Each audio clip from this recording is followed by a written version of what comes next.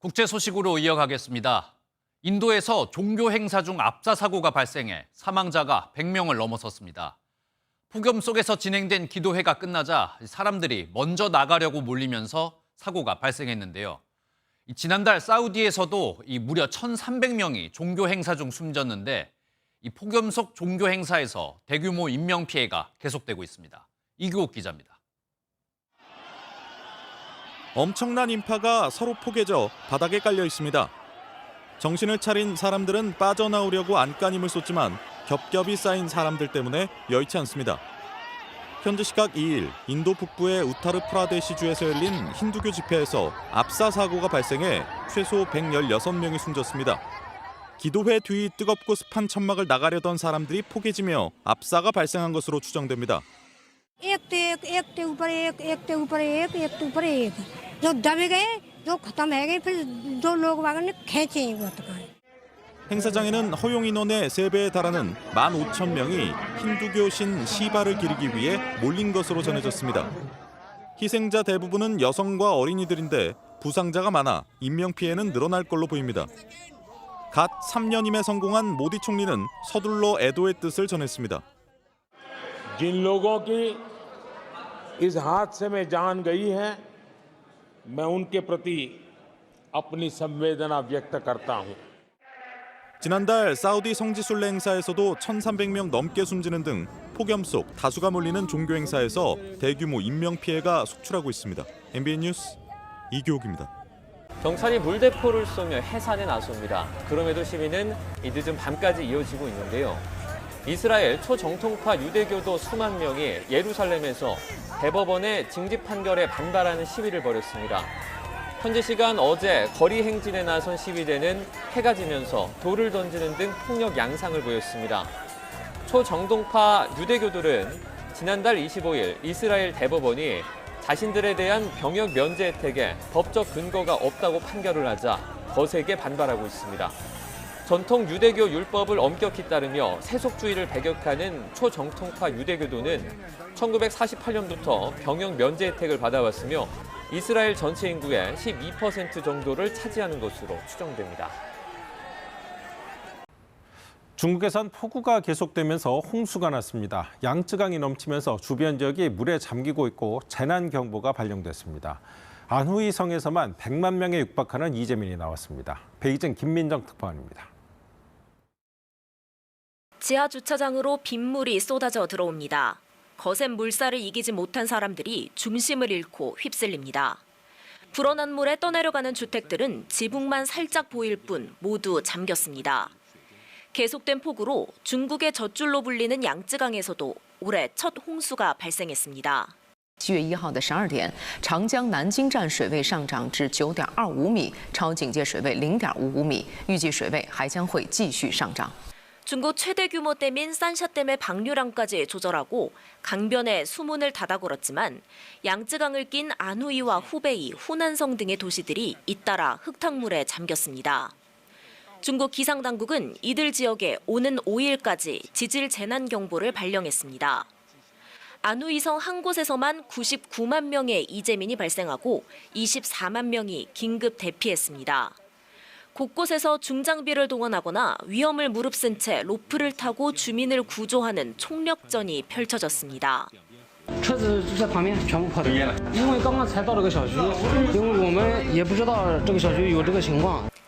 비구름대가 점차 북상하면서 오는 6일까지 허난성과 산둥성 등지에도 많게는 하루 100mm가 넘는 큰 비가 이어질 것으로 예보됐습니다. 베이징에서 KBS 뉴스 김민정입니다. 중국으로 넘어갑니다. 안 그래도 자연재해가 잇따르고 있는 와중에 이번엔 토네이도까지 발생했습니다. 건물이 2,800여 채가 무너졌고 80여 명이 숨지거나 다쳤습니다. 베이징에서 정영태 특파원이 전해드립니다. 한반도에서 가까운 중국 산둥성에 나타난 토네이도입니다. 거센 회오리 바람이 무서운 기세로 도심을 휩쓸면서 뜯겨진 건물 지붕들이 하늘 위로 솟아오릅니다. 초속 40m 거센 강풍에 철제 건물이 흔들리기 시작하더니 결국 버티지 못하고 외벽부터 떨어져 나가 붕괴됩니다.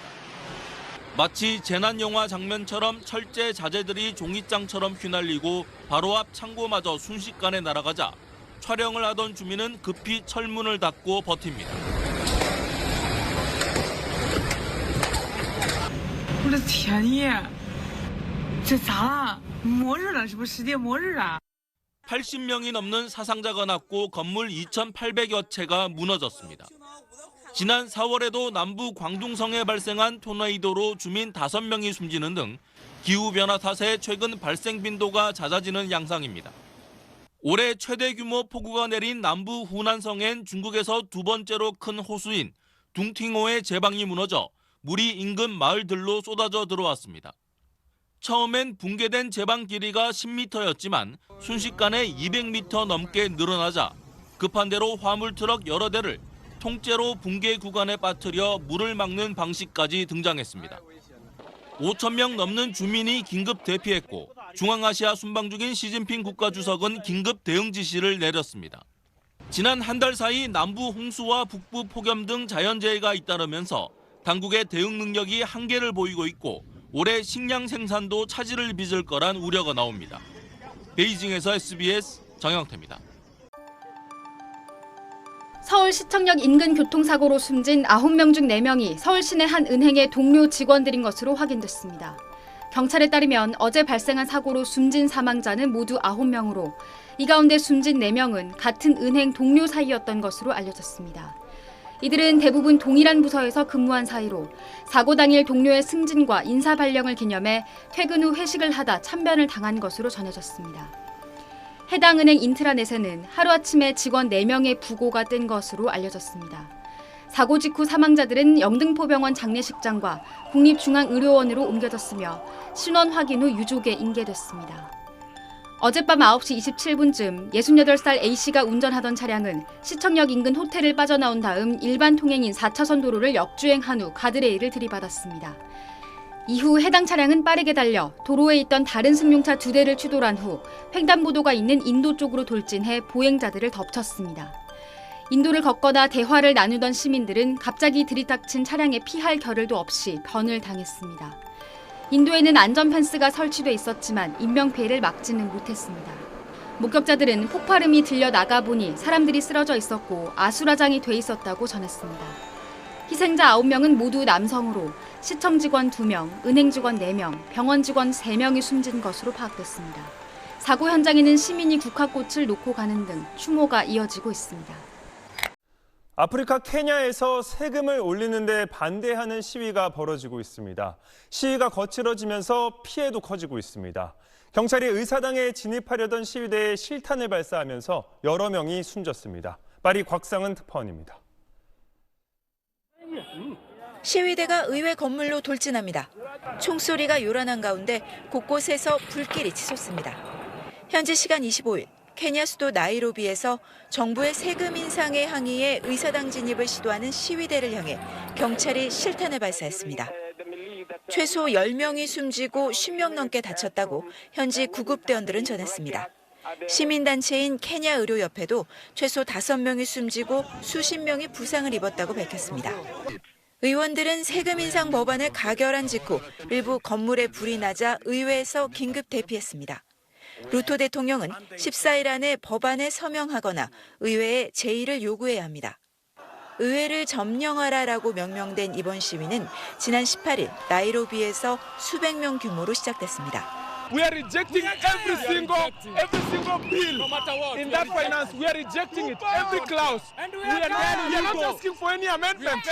이에 정부가 빵 등에 대한 부가가치세와 자동차세 등 몇몇 증세안을 철회하며 한 발 물러서기도 했습니다. 하지만 예산 부족 우려에 다시 연료 가격과 수출세 인상 등을 추진하면서 시위는 확산일로를 걸었습니다. SNS를 통해 결집한 20대가 주축이 된 시위대 수천 명은 지난 20일엔 케냐 전역의 주요 도시에서 대통령 퇴진을 요구하고 나섰습니다. I don't want him as my president. I even regret why I voted him. Yes, he must go. 케냐 정부는 지난해에도 소득세와 건강보험료를 인상하고 석유 제품에 대한 부가가치세를 8에서 16%로 배로 인상했습니다. 이에 전국적인 증세 반대 시위가 이어졌고 경찰 진압 과정에서 수십 명의 사상자가 발생했습니다. 파리에서 SBS 곽상입니다. 네, 한편 오늘 오전 5시 30분쯤 경기도 김포시 대곤면의 한 자동차 범퍼 창고에서 불이 나 소방당국이 진화에 나섰습니다. 인명피해는 없었으나 주변 식용유 보관 창고 등 샌드위치 패널 구조의 10여 개 공장이나 창고 건물로 불이 번지면서 진화에 어려움을 겪었습니다. 소방당국은 한때 대응 2단계를 발령해 진화 작업을 벌였고 7시 30분쯤 대응 1단계로 하향했습니다. 김포시는 인근 주민들에게 안전 문자를 발송해 사고에 유의해달라고 당부했고 소방당국은 진화를 완료하는 대로 화재 원인 등을 조사할 계획입니다. 네, 시청자 여러분 안녕하십니까? MBC 뉴스데스크 부산입니다. 부산의 기초자치단체 16곳 중 11곳이 인구 소멸 위험에 처한 걸로 나타났습니다. 부산은 2년 넘게 소멸 위험 지역이 2배 넘게 증가했는데요. 상업, 주거 핵심 지역인 해운대구마저 위험 지역에 포함됐습니다. 그 이유를 송강무 기자가 취재했습니다. 좁은 골목길에 빌라가 밀집해 있습니다. 철거된 주택 자리엔 집 대신 주차장이 들어섰습니다. 고령의 어르신들만 간간히 눈에 띕니다. 해운대구 반송동의 모습입니다. 저 상거리 저 포장마차가 싹 있어갖고 막 사람들이 버벅버벅 막 묻고 막 일하고 재미가 있었는데 요즘 그런 거 없습니다. 한국고용정보원 조사 결과 반송동의 소멸지수는 0.19, 소멸 고위험 지역으로 분류됐습니다.